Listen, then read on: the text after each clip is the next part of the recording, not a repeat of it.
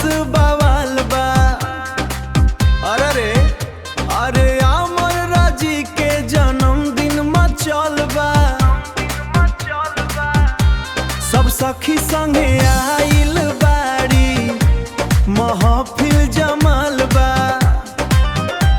राजा जी तानी के कटवा दी सब कोई बेहाल बा।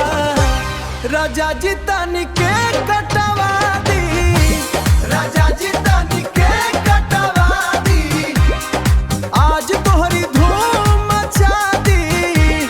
राजा जी तानी के कटवा दी,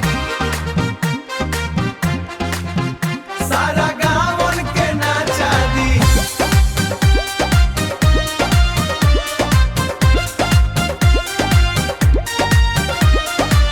महंगा वाला फ्रॉक पहन के सब ढेर नाट करस।